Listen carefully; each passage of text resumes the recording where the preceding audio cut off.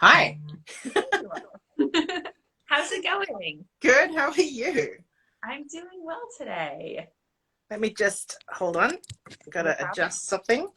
I can't see you. You've disappeared on me. Oh So no, maybe you'll come back. who knows? It's really funny. You can't set up your settings before you can't test your camera view and stuff before you do it. You just got to hope for the best, I guess. You just jump in and are like, I hope this works. Same here. Oh, hold on. I think I'm going to have to go out and come in again. Okay. Okay, no problem.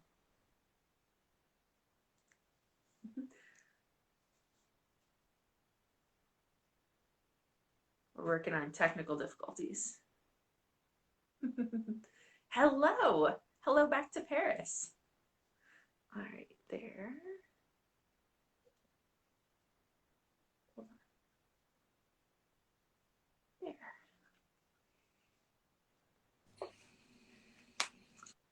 Hello. Hello. Oh, geez, it's not working. Okay, whatever. So I hope that other people can see you because I cannot. Okay. Okay, what a bummer. One more. People in the audience, can you see both of us or just Leila? Hi, Julian. I can see both of us now. I just went onto data and we're good. Oh, uh, who knows? You know, how are you? I'm doing well. I'm doing well. Having a very nice Saturday. It's lovely weather out. Everything is good. Yeah, I'm good. Yeah. So coming to the end of Pride Month, so it's kind of like I feel like it's very appropriate to be chatting to you today. So Absolutely. Yeah, no, it's been such a lovely and productive Pride Month for SewQueer. We've done all kinds of things. it's so And exciting. thank you. I'm so happy to have you as part of it. Well, I'm honestly totally delighted. When you asked me to write the blog post, I was like, oh, yeah. I mean, obviously, I'd love to do it. It's daunting and scary, but really glad to be involved. And I think it's exciting to see it grow into something bigger than what just one person can do. And I think it's especially noticeable because socialists is no more. Yeah. So not that they're analogous, but there's definitely some kind of sense of community there that we're gonna maybe have a little part filled with.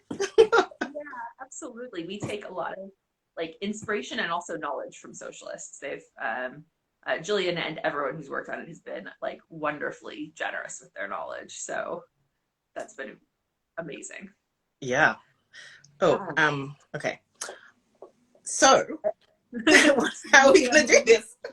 Excellent. Yeah. Do you want to go ahead and introduce yourselves to folks? Good idea. Just going on your going with the flow here. So my name is Leila, and I am a fat, queer, Asian sewist. I am also one half of Muna and Broad, and so we are an independent sewing pattern company, and we specifically serve larger bodies. Our smallest size starts at about a 41.5-inch hip. And then there's no real endpoint. We have a size chart that ends at 71.5-inch hip. But if that size range is too restrictive for somebody, then we will happily just grade up for them at no extra charge, so that sewing patterns are accessible for large bodies. So that's it, I guess. That's amazing. I'm a Moon and Brad fangirl, so you're doing amazing things for the sewing community. Well, we're trying to. I mean, we started because honestly, we just wanted to sew different things from what was available, and the things that I did want to sew weren't available in my size, and so a long time ago, I went to college and I learned pattern making and stuff. So I was like, okay, fine. I guess I'll do it again. I guess I'll make some patterns. And so it was like kind of pretty grudging at first, to be honest. Yeah. And then it kind of went from there. Jess and I met up, and yeah.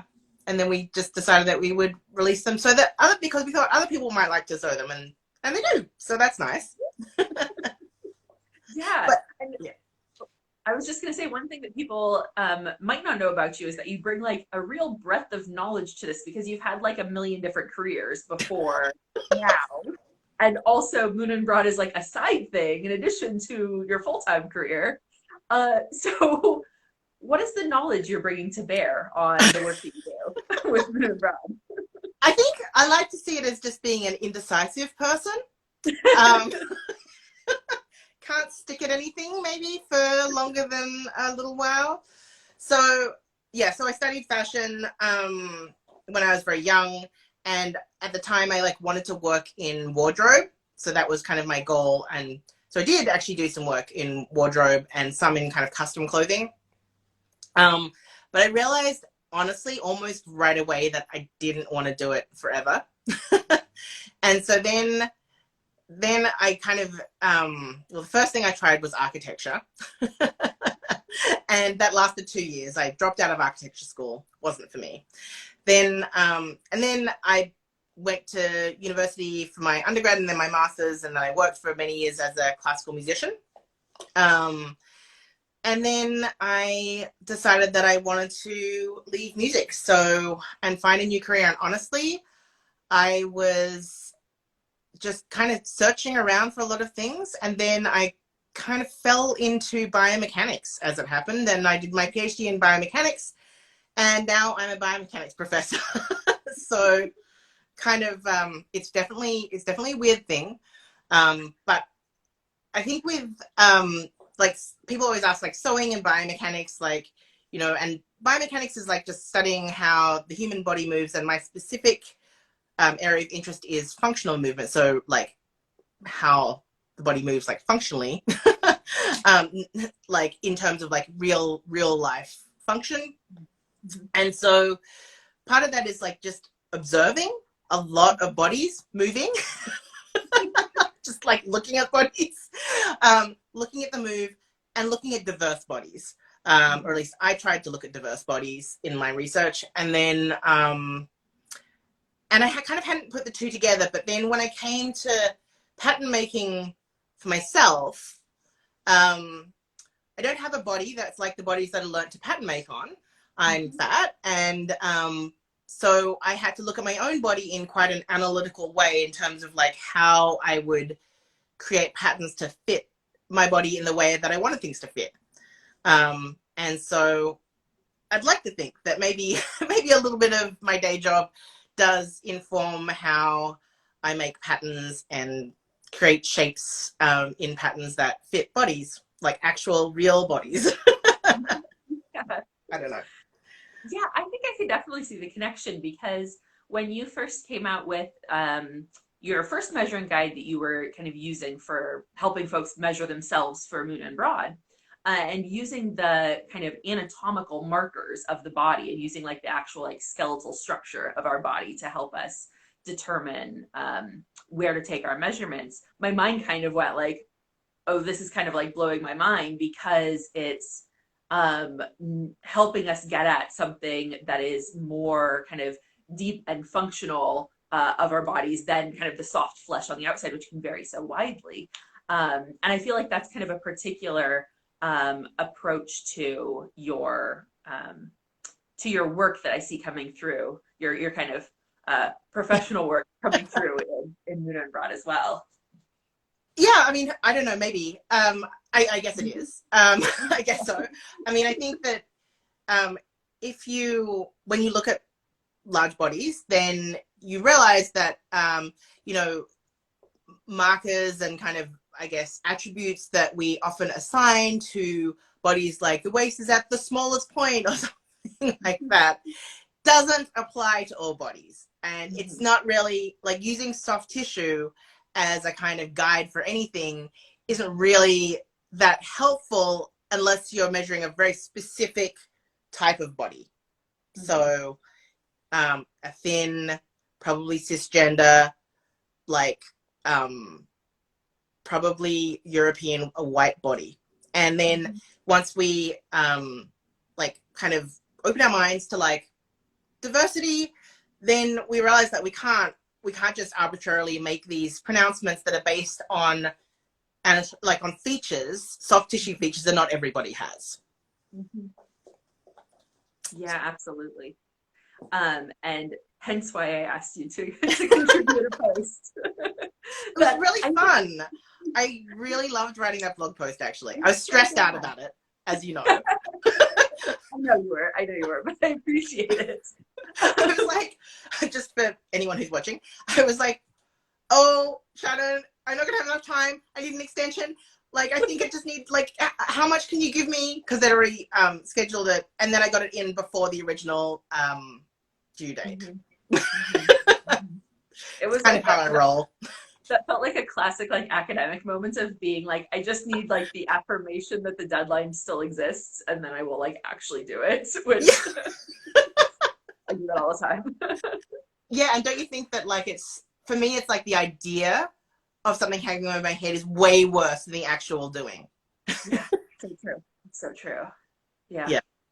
I never remember that in the moment when it's hanging over my head, though.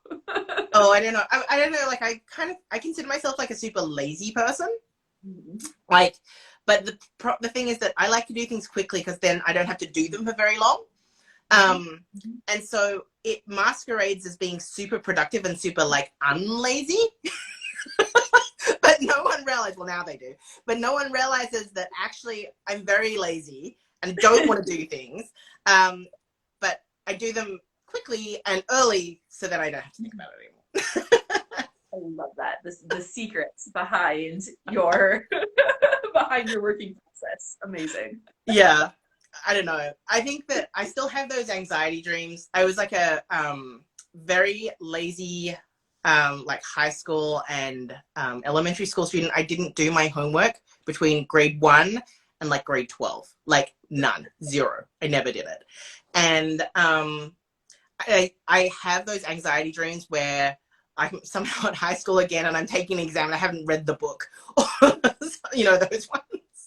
Yes, I know those so intimately. I feel you. So that's what is haunting me when I've got to write a blog post for SewQueer. Well, you got it in on time. It's an A+. Well done. Thank you. And I so appreciate it because it's something that's like really missing from the sewing world right now is like, what does it look like to measure our bodies if our bodies don't fit into the like standard, especially like straight size cisgender white model.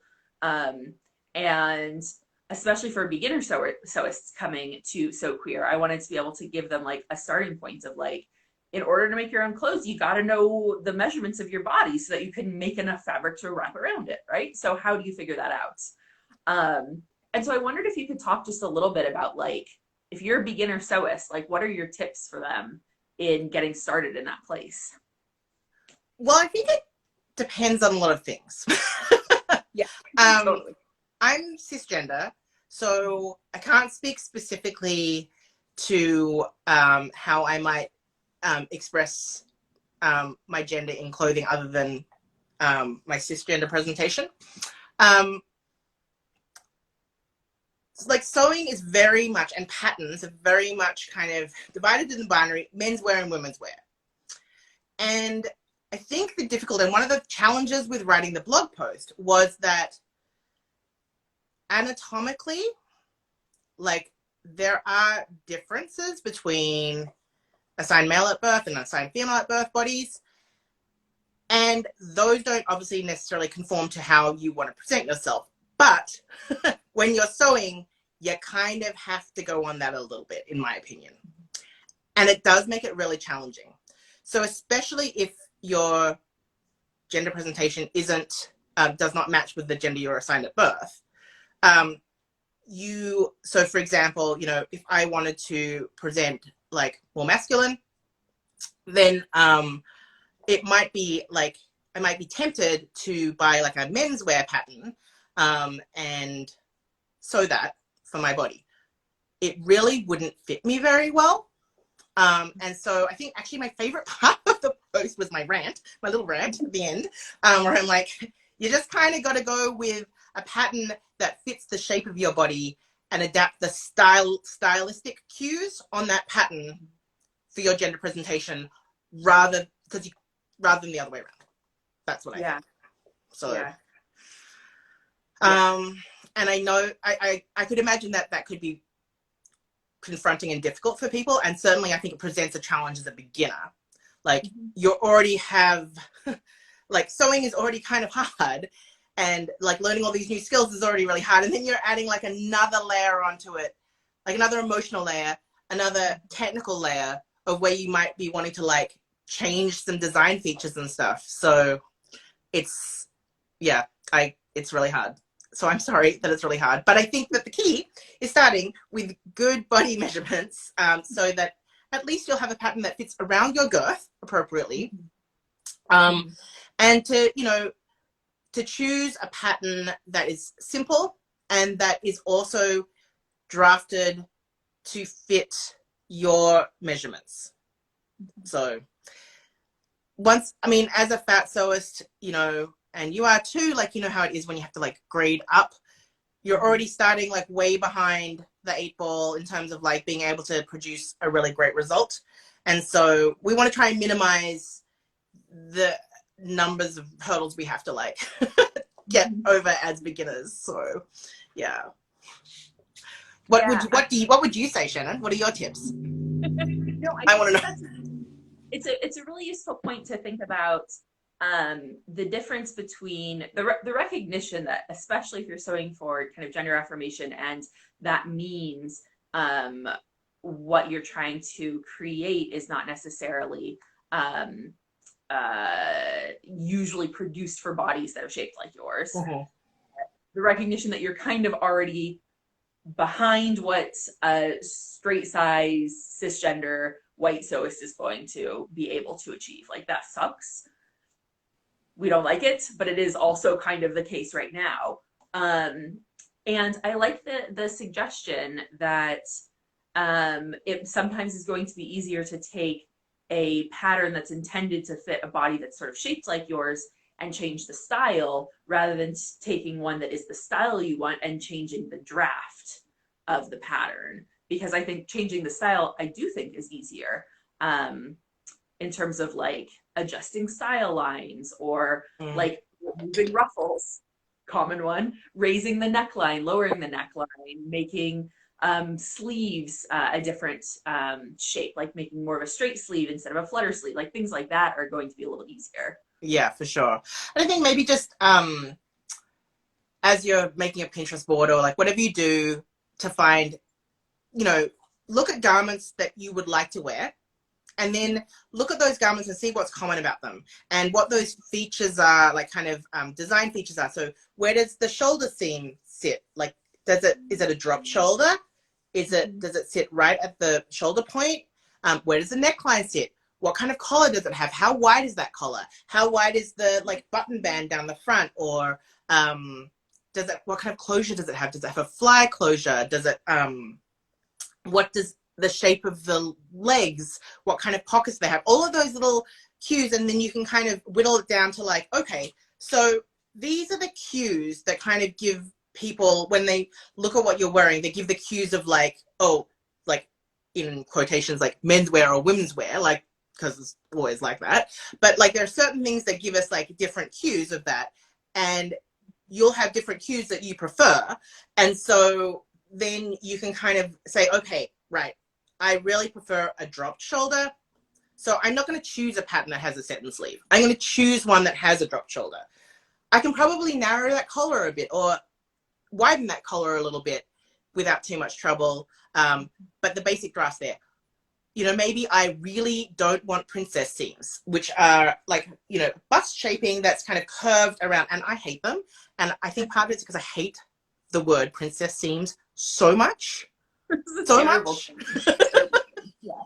It rubs me the wrong way. Yeah. So yeah, I think that's definitely colored how I feel about them. Curved design lines to add shaping. Longer, but less horrible. Yeah. And so then, like, you know, I would try not to select a pattern that had princess seams to begin with, maybe, you know. So I try and kind of find those elements, so the basic draft was hit those points, those design elements that I like, and then the kind of things like pockets or whatever are relatively easy to modify, or you can take them from another pattern and like apply them. So yeah, maybe it is buying twice as many patterns and like poaching bits and kind of hacking them and merging them together. So yeah. Yeah. And I think that one of the great things is kind of once you find one that really works for you, then you can figure out the many, many ways that you can adapt it, and change those style lines as long as it kind of fits your body in a way that feels good. So I think sometimes concentrating on the fit before the style, I think it's a good suggestion, even though I think it is sometimes really uncomfortable to be like, okay, like now I have to buy like a women's pattern or a men's pattern, even though that's not what my body or not what my identity is. But despite all of the marketing in the world, clothes are not actually, they do not actually contain gender. They're just. Have you noticed though that, so I think the point that I make in the blog post is that when things are marketed as unisex, they're almost always on a menswear block. They're almost always designed for a kind of straight body, straight shaped body, without much difference between like the chest, hip, and waist and hip, for example, like not too much variation there. And we never see it the other way. We never see a skirt that's marketed as unisex or a dress. So, you know, it's kind of, I think it's just very limiting that way. And the reality is, you know, those shirts that you get at, those t-shirts that you get at work that are like the unisex t-shirts that they have printed off, and they fit most people pretty badly, I would say. You know, it always worries me that it's going to kind of be like that, where and as a fat person, I'm usually just trying to grab the biggest size I can. So it might be like a 3XL, because the women's sizes will never go big enough, because it probably goes to an XL or a very small XXL if we're lucky. So I'll just grab like the biggest like men's size I can, and it doesn't work for my body.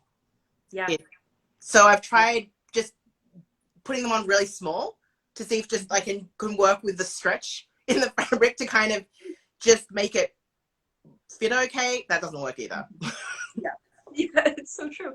And that's like when we're talking about picking patterns, I think there's a huge, gigantic, enormous gap in the market for things that are like garments that are more kind of feminine coded, that we can see as something that could fit bodies, many different kinds of bodies and many different kinds of genders. Because again, whenever somebody comes out with like this is a unisex thing, it's very masculinely coded, usually graded for a more kind of straight shaped body. And we're very rarely getting the alternative of like dresses, skirts, leggings, you know, like frilly tops, things like that are graded for a more straight body.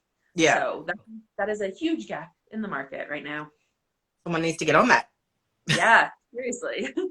We will promote you here if you do. Yeah, I can't promise that's going to happen. I know.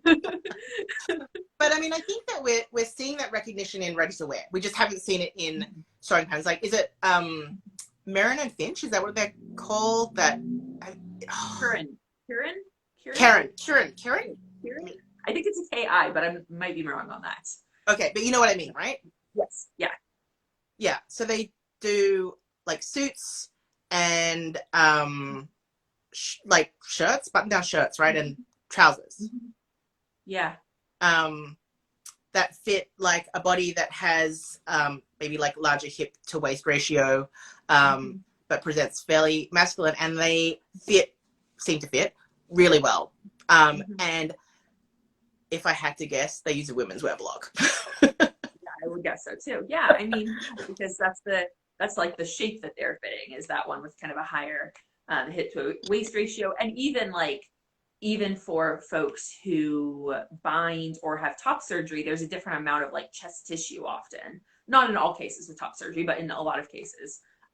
So you're still like there's still some volume in the top that needs to be accounted for when doing a torso block as well. So yeah, definitely, and in shoulder width as well. So you might have differences in shoulder angle and width, but yeah. So anyway, it's great that they're ready to wear companies that are like really addressing that. I really don't know of any sewing pattern companies that are doing that. Not yet, I don't think. So that might be the next wave. We'll see. I don't know. Who knows? Yeah. I don't know. I can't see any questions. That I can't see any of the if there's any comments or questions. No, so we've had a few comments kind of adding on to what we've been talking about how some other kind of cues for swaying a garment in a more masculine versus a more feminine direction, to kind of use those terms, are like your fabric choice, the amount of designies you put into it. Those are other choices you can make to sway it one way or another. So I like your suggestion of really looking at the details that you like and being like, oh, I like this fabric because I see it in a lot of different places. So maybe that's a type of fabric that I should pick up for my own use. Oh, those are great points. Yeah. Awesome. Yeah. One question that we had submitted to us beforehand, kind of along these lines, is what are some things that you suggest folks to look for, particularly when they're looking for plus size patterns that might suggest a good draft? I would absolutely look at the hashtags. I think so. My theory is that folks are really nice on Instagram. It's a general rule. People are really nice. They're really, people are here to like uplift other sewists and pattern designers and stuff. And so generally, if something does not fit well, they generally don't post it. Or sometimes they blame themselves. So they think that they've made an error and have not like sewn it well, have not selected the right size, or they somehow are blaming themselves. And maybe they have made an error. I don't know. But if you see a lot of plus sized garments on plus size bodies in the hashtags, then I think, and you like the way they fit, then I think that's a stamp of approval that they're probably going to fit you well. I think you have to be a little bit careful of product shots.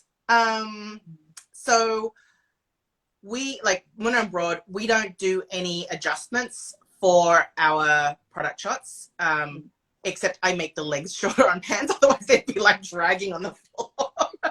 And I've got a really long torso and really short legs, so I also often like add a little bit of length through the torso of a t-shirt or like a top usually. But so it just appears the right proportions, the right length that it should be on me, rather than being like a crop top when it's not supposed to be. So I'll do those things just to make it appear correct. But we don't do any adjustments, like bust adjustments or anything else. So that's what we do. I don't know what other people do, but I don't know if they do adjustments, and I don't know if they don't do them. I have heard that some people do adjustments to fit the model because, and like, you'll have to make up your own mind about whether you think that's a good idea or not. People have really, I would say, strong feelings about adjustments and whether or not they're just a part of sewing or whether they're not a part of sewing. And I'm pretty strongly of the opinion that they shouldn't have to be part of sewing. That if your goal, especially as a plus size sewist, where oftentimes we're sewing for function. It's like, you know what? I need a pair of underpants and I can't buy them. I'm going to have to sew them. Do I want to make underpant adjustments? Like, no. If I want to dial in the fit to be the most ultimate pair of underpants I could imagine with all the features that fit like my particular anatomy perfectly, sure, I might do adjustments. But if I want something to like cover my parts in a way that I think is appropriate, should be able to do that. Same with any other garment, I think. Like, you know, should be able to pretty much sew it out of the packet and achieve the kind of fit that if you were able to go to a shop and buy a garment, if you were able, that it might fit like that. And yeah, there could be problems. There could be a couple of drag lines. There could be, but like, you're not like going to like bust the ass of your pants, or you're not going to like not be able to pull them over your hips or have them strain over your belly where the like fabric kind of frays across the belly or something like that when you sit down. So, but yeah, so I guess the answer to the question is look at the hashtag. And if you don't see any, even if it does come in plus size, but you don't see anyone who's made it, then maybe wonder about it. You can also always email the pattern designer and say, I've noticed there aren't very many people in your pattern. Maybe they would be able to privately share a tester photo, excuse me, with you, with the tester's permission, just for your own information, so you could see, you know, it's like, if you're wearing their largest size, for example, like, do you have a tester in the largest sizes? Can I have a look at them, see what it looks like? And then you can kind of judge it like that. Yeah. Yeah. I think that's really good advice. It can be really hard to like first imagine what it would look like on our bodies as fat people. And then second, to have any confirmation that it will work, it at least in the sort of most basic sense of like physically covering our bodies. It's never good when it doesn't physically cover your body. Right? Like that's not a good sign, but it has some consequences. So I mean, and I think actually the other thing that I think that plus size sewists do a lot, and I've certainly fallen into that trap too, is just like, oh, well, just do a bigger size, just in case, And I think it's because of we've all had that experience where you go into a shop with some clothes that you think are in your size, and you're like, it's like, yeah, can't pull it down, or you can't pull them below, above your knees, or like where the clothing is like so not your size that it's, I mean, sometimes like if you're feeling bad about your body, it can be really depressing, or it could just be like angry making, like it just can be like really annoying. And especially if you spent time and effort and money on sewing it, for it to not even go around your girth is the worst. So that's the other thing that is like helpful to check, I think, in the hashtags. And like sometimes people will say, oh, I made this size for these body measurements. Absolutely. Yeah, I've definitely fallen prey to the like, oh, I should probably just size up because like it's close fitting or what have you. And sometimes it works, and sometimes you end up with something that like is not at all how it was intended to fit. That's definitely happened to me as well. Like, oh, I'll just like err on the side of caution. And then, yeah, not so much. Yeah. This is a slight deviation, but because you mentioned sort of presence on Instagram, we had a question. If you would be up for talking a little bit about posts you made earlier in the year around cultural appropriation and around Asian hate that happens in the world more broadly, but also in the sewing community, and what kind of response you got to those posts that you made. Well, I mean, I got a way bigger response than I thought I was gonna get. Like, honestly, I just like typed them out with my thumbs into like stories first, and like, you know, I was like, well, whatever, like just kind of like having like a brain dump into my stories. And then some people were like, oh, can you write it into a post? So I did, and it got shared really more widely than I had anticipated. I think my theory on why it got shared so much is because people want to do what they can. Like, most people are really good people, and they want to do the right thing, and they don't like to see murders of people because of their race, for example. And I think we learned a lot of lessons last May from the Black community about what is appropriate labor to ask for the marginalized group that is the topic at that time. And so to have some like action steps, I think some concrete action steps made people feel like they were doing something, that they could do something tangible and real to make a difference, even if it was small. So that's my theory. And I'm basing that on how I felt last May and June as I was donating money and trying to amplify the voices of Black makers and Black people and support them financially and do all of the things that you try and do, but yet feeling that it was like not knowing if it was effective and not feeling as though it was enough. And hoping that my little part was adding to everyone else's little parts, and maybe there could start to be some systemic change. So I think my theory is that like what my post kind of like triggered those same emotions, but for other people. And yeah, so I got a lot of really good responses. I got some not so good responses too. But you know, I think that's par for the course. I think that when you're in a public sphere, then you expose yourself to those kind of criticisms. It doesn't make it easier to take.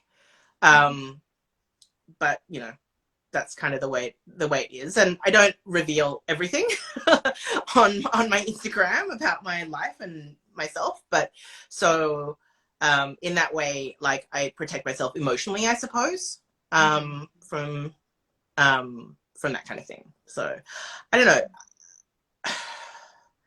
I think it's really hard. I mean, I don't know what the answer is. I think that personally, I was really impressed with how some companies, for example, like handled changes, and I was super unimpressed with how other companies did. And I feel so people were emailing companies to say, like, Leila says do this. Leila says you shouldn't be doing that. And so then, like, it's like I'm new. Like, Emmy Ito has been talking about it for a very long time, and others before her. So it felt a little bit. I felt a bit embarrassed that my post was being picked up more than I think that people who have been fighting that fight for a long time, and so that was a little bit uncomfortable sometimes. But yeah. I think that makes sense. I think there's ways in which like sometimes the conversation is happening in such a way that like whoever speaks at that moment is the one that gets like latched onto, you know? And it's like, but there's lots of people talking about this, I promise, and they have been, and they've said amazing things, and listen to them. Yeah. And they're people that I've learned from too. So it's not like, oh, I came up with these ideas like myself. It's like, no, not at all.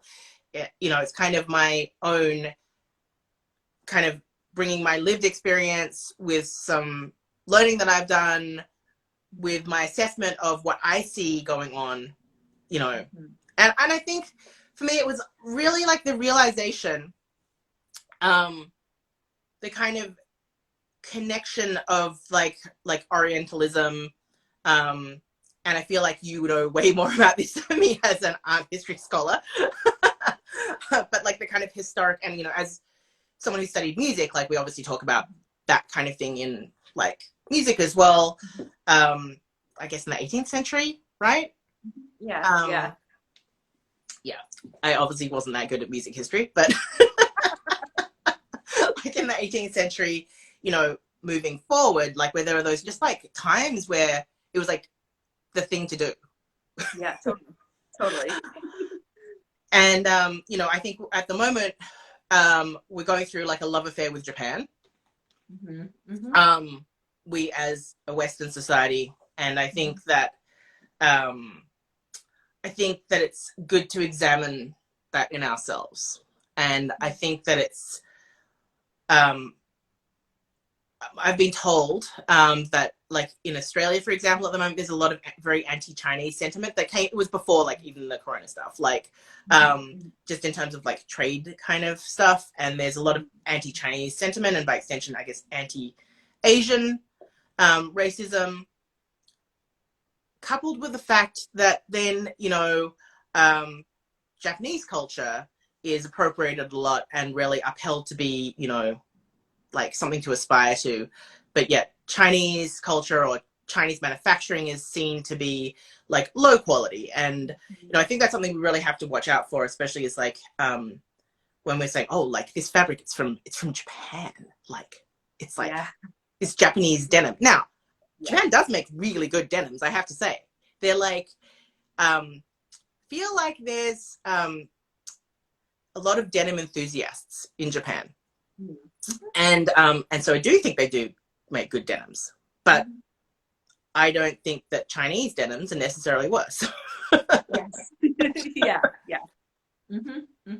Yeah, those like ascriptions of kind of value to different like Asian products, different products kind of manufactured in different Asian countries. It runs really deep, and it has like really deep like Orientalist histories that I think it's really important to be aware of when we talk about where the things that we are purchasing and kind of consuming and engaging with are coming from. Because I think you're absolutely right in this sort of recognition that we're in this moment of really kind of reifying everything Japanese, and it's very popular right now.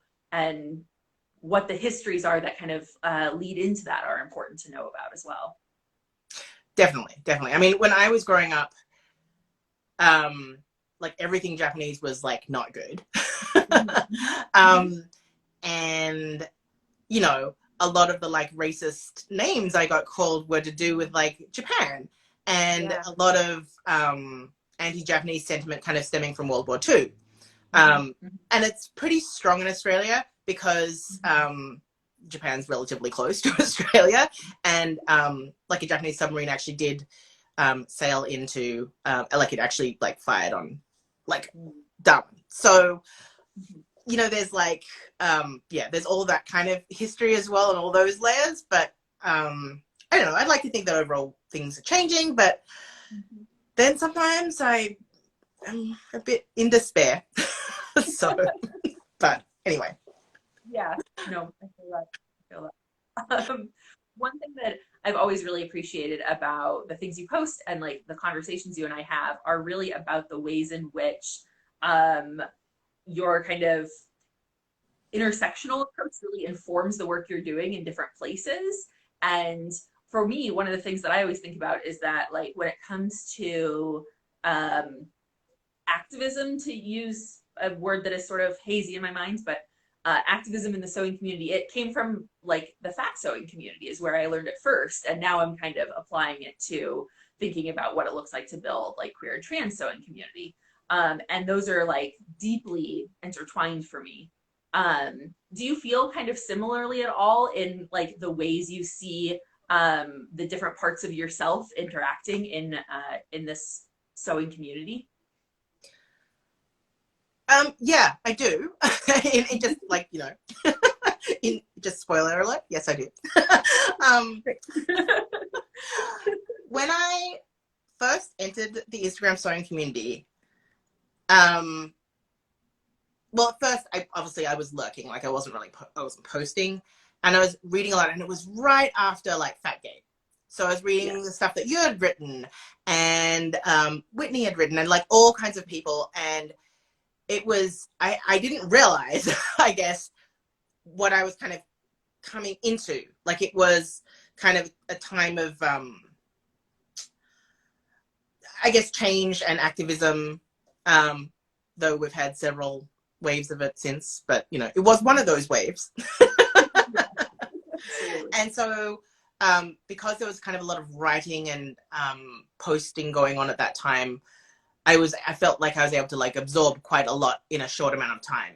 And so then more people were also posting photos of their bodies. And so that for me personally was really interesting and really like helpful just from a, like, what if, so I knew what different kinds of clothes might look like on my body. Yeah. So, and I definitely, you know, when I started my like sewing account and I started posting, you know, you have to make certain decisions when you like start a fresh account. I'd had a personal account, but I think I have like 3 posts on there. Like it was not an account. You know, you have to make decisions of like what's it going to be? Like, what am I going to focus on? Am I going to post personal things? Like, is it for friends? Is it for like public? And I decided that I would make a sewing account.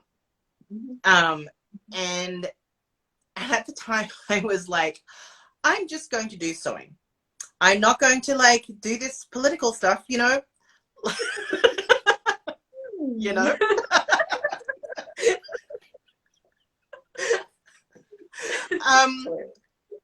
Yeah. Very rapidly, I realized that me posting pictures of my fat body was a political act. Me posting photos of my fat body in loose fitting garments was a big political statement, which is ridiculous. Absolutely ridiculous. Like, honestly, I don't know how we got there, but here we are. And then I think that I view the work that we do at Winter and Broad maybe differently to how some people perceive it. And I view it as kind of a radical subversive act in a way. I think on one level, yes, patterns for fat bodies, I'm here for that. I love to see people, like, it gives me a thrill every time I see someone, you know, in clothes that I made the pattern for. It's really exciting, every single one. And it's even better when they're like, you know, when they say that it fits them really well or they like it, right? Makes them feel good. But then I think there's that layer of kind of empowerment. But then there's that also, I think that there's another layer of like, this is for us. This is for us, by us. And it's not an extension. Like, this is not a straight size range that's been extended up. It's actually a fat size range where that was extended down is actually the genesis. So originally we started with 3 sizes and the smallest size was me. So the smallest size was a 54-inch hip. We had 2 sizes bigger than that. Then we extended up further. Okay. The last thing we did was the extended down, and the very last size expansion we did was expand 2 more sizes down again. So most of our patterns are the full size range. There are 3 patterns left that just need the 2 smallest sizes. And I've been kind of lazy about like not doing it because there are similar patterns available in those size ranges, right? Like one of them is a camisole. There are camisoles available for people with a 40-inch bust already. So I'm in no rush. I would rather, I mean, it'll happen. Maybe this summer. I really just want to get it out of the way. Sure. Honestly. And then I won't have to think about it anymore. And then it'll be simple, right? So it will happen. But, you know, it's like our company is fat centered. Like, that's where we live. And I think that in and of itself is a political act and a radical act. And, you know, I'm not setting fires to buildings or anything, but like, in my own way, I'm like, yeah, like the challenge that I set for myself is that I want my patterns to, and it's like unrealistic, but I want my patterns to fit everybody right out of the packet. No adjustments. That's what I want. It's not possible 100% of the time, but I think it's possible some of the time. And actually in what I posted the other day was talking about like the level of fit. And like some people, they want to dial in that fit to like perfection, and that's a different thing. But if we're talking about just like acceptable fit, I think that's a reasonable thing to expect from a pattern. And that's what I want to achieve as much as possible, is that it's acceptable fit for that person. They can sew it up in the size that they, hit on the chart, and they're going to put it on. It works fine. Yeah. And I think that is a bit of a middle finger to the world, right? Not to other pattern makers, right? Everyone's doing their best. But to our fat phobic society, in that we can have what we want. Yes. So I don't know, a bit rambly. No. I mean, I so love and appreciate this idea of it's by us for us. Like, that is like revolutionary, shouldn't be, but is revolutionary. This idea that you're not catering to like a straight size audience and also the plus size audience in addition, that the core body that you design for is a fat body. It's not a thin body. And the design choices you make are so that it will be awesome on a fat body, not so it'll be awesome on a thin body and then also a fat body can fit into it. Yeah. That's radical. It's great. I'd like to think so, but but I mean, I think then to answer the question is, when you're kind of doing work like that, I suppose, I guess I realized it's not siloed. I'm intersectional, you're intersectional, we all are, right? And these intersections matter. And if I'm silent on one thing, especially something that's visible, I'm a visibly racialized person, so I think it's reasonable for, to, I guess, take up space in that space and help amplify other voices of racialized people. But I think it's also important, kind of, now that I have a following that's way bigger than I ever thought would happen. It's kind of weird, but that I'm able to amplify things or whatever. I mean, the funny thing is, when I was, I guess, before, when I was trying to actively build my following, I was oh, if I post this super political thing, maybe everyone will leave me, right? Everybody will unfollow me. I have noticed that, I mean, and I'm not really interested in increasing my follower count anymore, but it just kind of happens. Whenever I post something political, it usually has the opposite effect. And sometimes I'm come back. Because when you have a smaller, when your voice isn't as loud, then it feels more like you're with friends. And so that's a kind of weird place to be. It's oh, okay, well, this was wasn't necessarily the intention.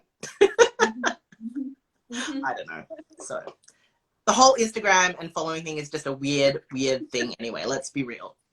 It really is. It really is. Yeah. And I so feel you. I think there's a way in which it can feel really gratifying to be able to know that you're reaching a lot of people with your voice. And also sometimes when there's a rapid period of growth, the new folks don't they don't really know what's going on in that space yet. So don't totally know what to expect. Don't totally know your boundaries, your norms, things like that. And so having to constantly renegotiate those can be really hard, especially Instagram does not make it useful or easy for people to learn those things. So yeah, I mean, honestly, most of the people who I DM with are people who have been DMing with since my account was tiny, 100 people tiny.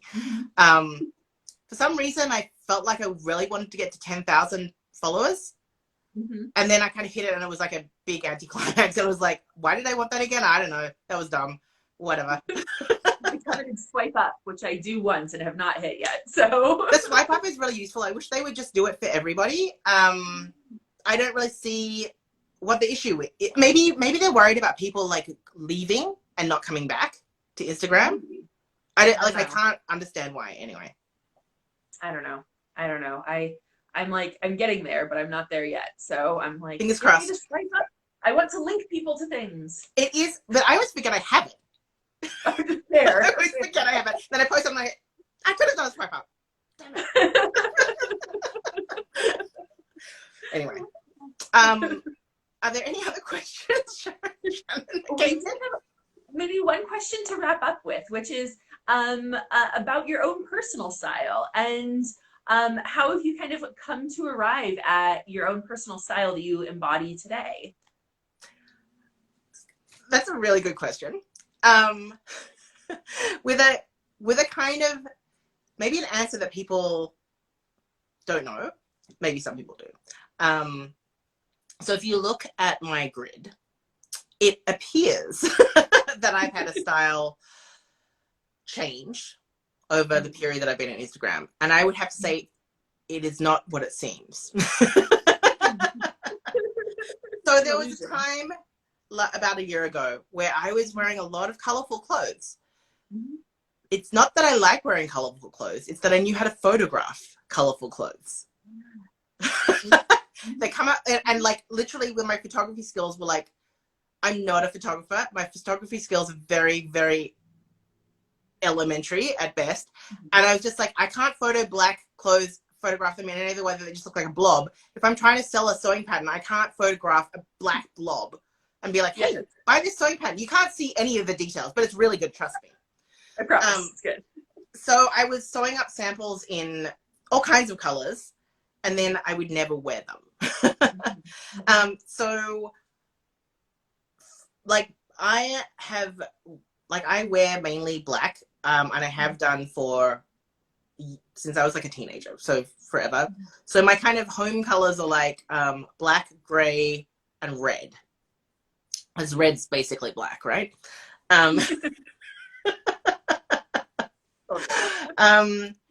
Yeah, so it does look a bit funny. In terms of silhouette, though, silhouette is where there has been, I think, a big change. And I think that I was part of the kind of fat phobic, show off your best assets, highlight your waist, show off any part of you that might be kind of small, even though actually none of it really is small. Yeah, so I was kind of in that trap before. And those are also the clothes that you can buy ready to wear, because I had a period of time where I wasn't sewing garments for myself and I was reliant on ready to wear. And I got to a point, honestly, where I was just, it's really funny to me because I went through a long period of my life where I felt that I was very unstylish. Like, and I think it was just, I guess I'd resigned myself to just whatever, like, it is what it is. And then when I started sewing again, I did play more with silhouettes, and I was like, oh, do you think I could wear this? Like, that's probably the same questions a lot of people ask themselves. Do you think I could wear this big boxy top and have it look good on my fat body? Yeah. And I think the answer is yes. It does. And even if it didn't look good, it doesn't really matter anyway. But I do think, like, I've kind of changed the way my eye works. And instead of, like, looking for those, like, oh, you know, cues of fat phobic kind of cues of, like, you know, oh, like, highlight your, you know, your boobs, for example, or, like, you know, things like that. That wearing actually what's turned out to be kind of more modest clothing is really empowering. And I think that I calibrated my eye to be able to appreciate that and see that and wear a big tent dress and not feel like I needed to belt it. Yeah. And certainly, like, when I like, a lot of garments that I've seen you make and wear have kind of shown that to me as well, because we're a pretty similar size, I think. And so it's like so great to see big bodies wearing lots of different things. What an amazing concept. Yeah, no, I feel you. I also, like, went through the, like, transition from having an entire wardrobe of like skinny belts to wear at my waist so I could belt everything in, to being like, I never want these to be touching my skin ever again. So Yeah, belts. like like decorative tiny belts around Yeah, my those really waist. skinny ones that are really The hard to really get skinny in ones. size fat. Um, Yes, they're really hard yes. to get. They really yeah.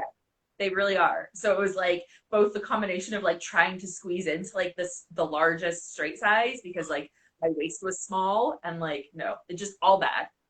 Glad to So look behind. I did once like buy this belt from like at the time what I thought was like a kind of like an aspirational retailer.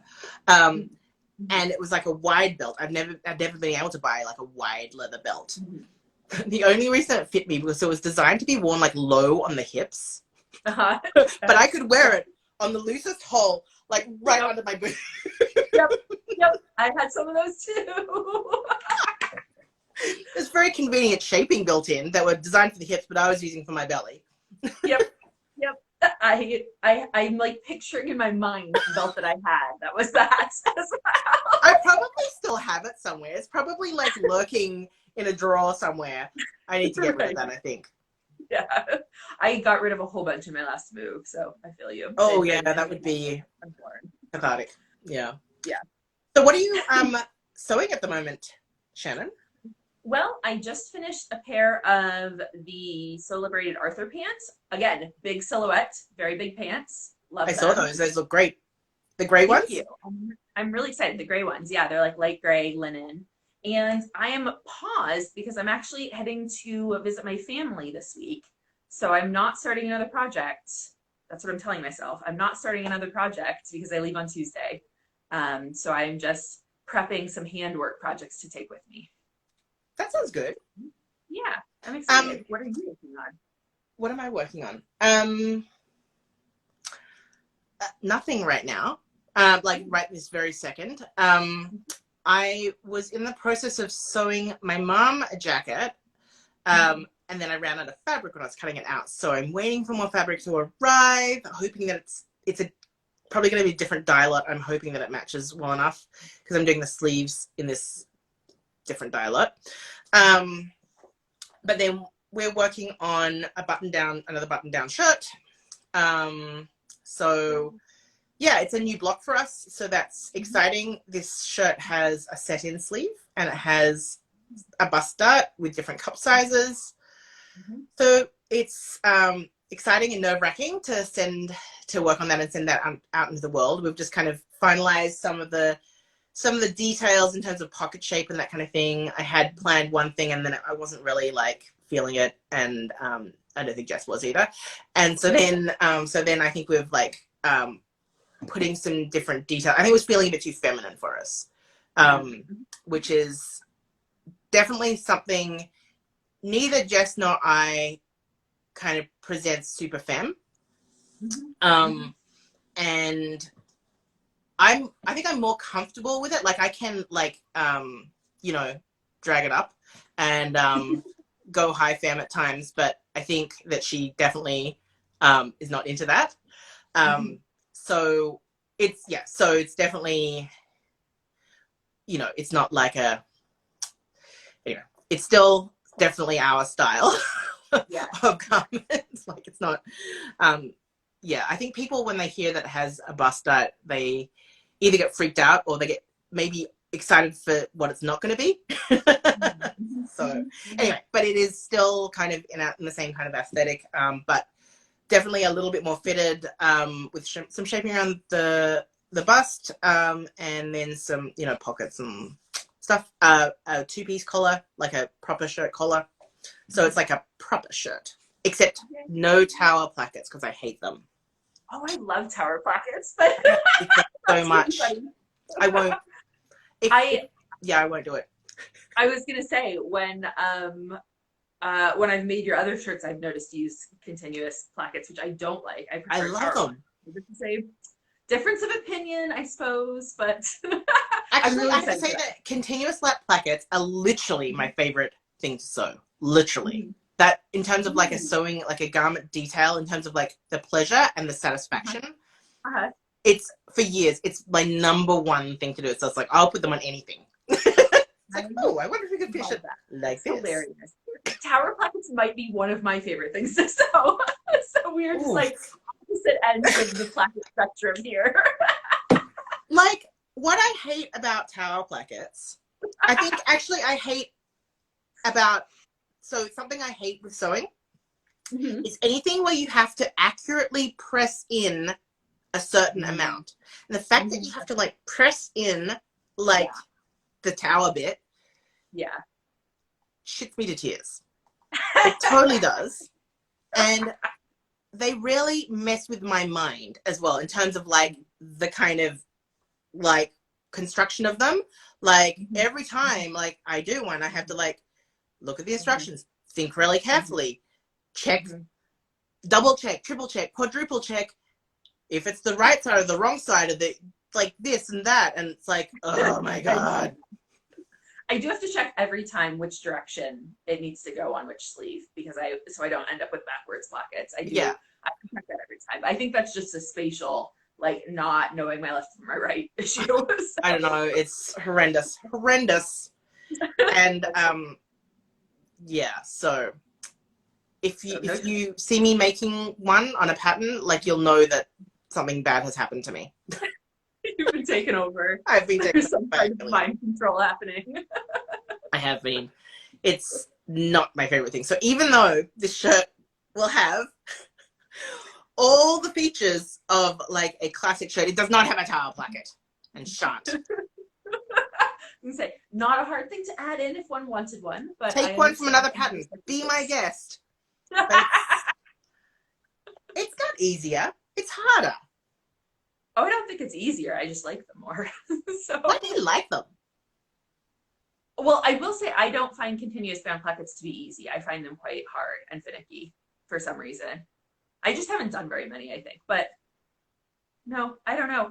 There's something very satisfying about the folding and then like when it lines up just right. I find that very satisfying. And I also like putting a little button on them. I do like to do the like little mini button. Yeah, that's cute. So, I just find also like sometimes I get a little ear of like it's like the one little corner. Yeah. Yes. And it's like it was so aggravating to like press in and like pin stitch down in the first place that you definitely and also I'm someone who like does not like to have any like joins of like stitching like in the middle of like a row of top stitching. So I'll unpick everything. And like sew it again. Like I won't just unpick that bit and do that bit. So I'm my own worst enemy in that regard. So maybe if I didn't either care about the little ears or didn't care about like joining the stitching, I'd be in a better place. Maybe. I'm very excited about that pattern, and I like there are comments in the comments that are excited about it too. Oh, are they? Oh, well, that's exciting. Yeah. I can't see anything. It looks like there's 13 people here, so I don't know. So, no, there's 25 people here. Oh, 25 people, a whole, 12 more. Well, I'm excited that people are excited for this pattern. It's a loose pattern. It's not tight. But it might lend, apart from the shoulder, which is definitely not a drop shoulder, apart from that, it might lend itself well to being adapted to a more like masculine presenting style. Yeah, absolutely. Just FYI.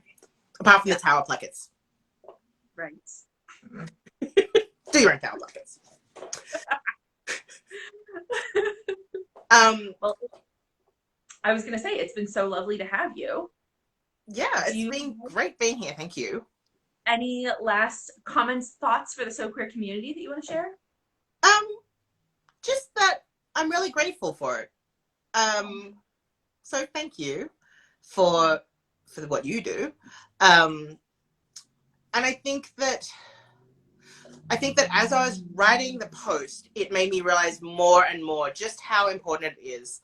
We see it in our Muna and Broad Patreon sewing circles. When people are like amongst their own people, you can be free about what you talk about and not feel self-conscious, even if it's something that you're not actually self-conscious about. Like, I'm not actually self-conscious about being fat, but do I really want to talk about exactly how my belly interacts with the side of my underpants in mixed company, like mixed being thin and fat people. Yeah.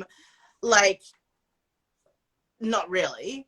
Whereas I'll say that amongst fat sewists, like, no worries. And I've noticed that when I come to the SewQueer sewing circles, it's the same kind of thing where people are able to just freely ask, oh, hey, has anyone like tried this pattern if they bind, or like blah, blah, blah, or like I've been having this issue with whatever it is.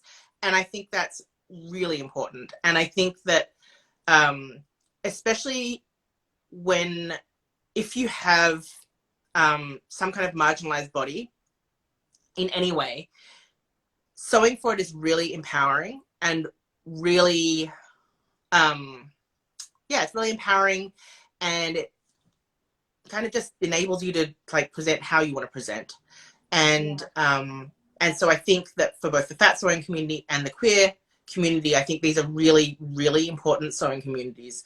And I think that also like welcoming new sewists and supporting them in their sewing journey so that they too can reap the rewards of sewing their own garments, I think it's really important. And I really look forward to kind of seeing how it grows into